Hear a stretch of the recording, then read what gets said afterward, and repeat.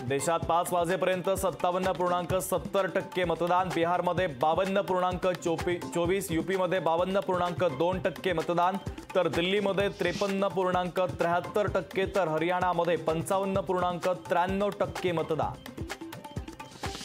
पश्चिम राष्ट्रवादीमध्ये सोमवारी मोठ्या नेत्याचा पक्षप्रवेश होण्याची शक्यता, तर अनेक नेते संपर्कात असल्याचा सुनील तटकरेंचा दावा। मुंबई शिक्षक मतदारसंघाच्या निवडणुकीसाठी महाविकास आघाडीमध्ये फूट, कपिल पाटलांचा समाजवादी गणराज्य पक्ष निवडणूक लढवण्यावर ठाम।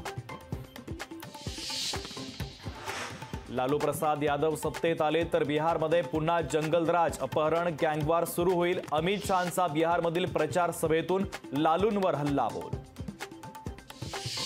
शिवसेना उद्धव बाळासाहेब ठाकरे पक्षाच्या अनिल परबांचा एकनाथ शिंदेंना चिमटा, शिवसेनेची लोकसभेप्रमाणे विधानसभेला स्थिती होणार असल्याचं परबांचं विधान, तर शिंदेंसोबतच्या सगळ्यांना भाजप तिकीट देणार नसल्याचाही परबांचा दावा।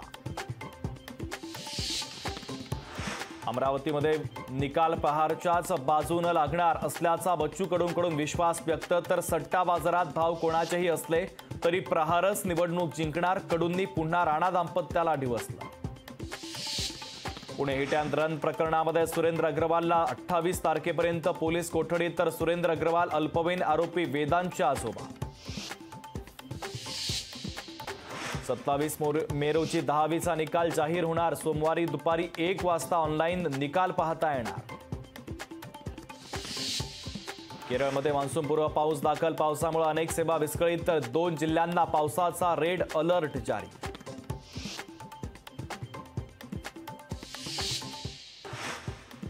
अरविंद केजरीवाल यांनी बजावला मतदानाचा हक्क, राजधानीत मोदी विरुद्ध केजरीवाल लढत, दिल्लीतील 7ही जागांवर प्रभुत्व ठेवण्याचं भाजप आव्हान।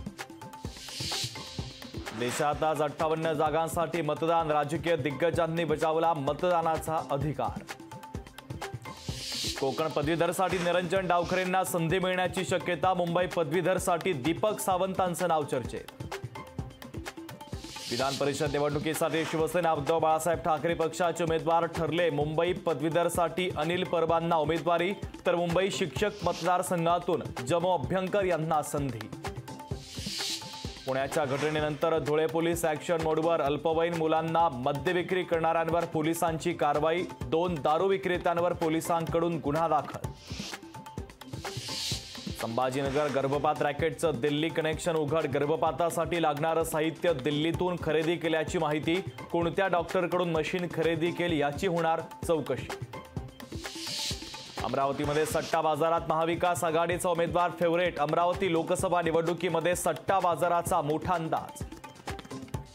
पश्चिम बंगाल सांगली जिल्हा बँकेच्या 219 शाखांच्या 48 अधिकाऱ्यांकडून चौकशी, एका शाखेत दुष्काळी निधीत अपहार केल्याचा प्रकार उघडकीस, तर मध्यवर्ती बँकेकडून 3 कर्मचाऱ्यांवर निलंबनाची कारवाई। भंडारा जिल्ह्यात कुपोषणाची समस्या गंभीर, जिल्ह्यात 77 तीव्र कुपोषित बालकं, तर मध्यम कुपोषित 429 बालकं। पारनेर तालुक्यातील सुपा गावात अतिक्रमण मोहीम सुरू, महसूल प्रशासनाकडून शेकडो अतिक्रमण जमीनदोस्त, मोठ्या पोलीस बंदोबस्तात कारवाई। यवतमाळमध्ये 73 पाकिटं बोगस बियाणं जप्त, जरी जामणी तालुक्यात कारवाई, तर एकाला अटक। पश्चिम विदर्भात भीषण पाणी टंचाई, 86 गावात 91 टँकरच्या द्वारे नागरिकांना पाणी पुरवठा, पश्चिम विदर्भात घोटभर पाण्यासाठी नागरिकांची पायपीट। अभ्यासक्रमामध्ये मनुस्मृतीच्या सहभागाचा निर्णय चुकीचा, अभ्यासक्रमातील मनुस्मृतीच्या समावेशाला भीम आर्मीचा विरोध। महाराष्ट्रासह 8 राज्यात 5 दिवस अतिउष्णतेचे हवामान विभागाचा रेड अलर्ट जारी, तर राजस्थानात उष्माघाताचे 8 बळी।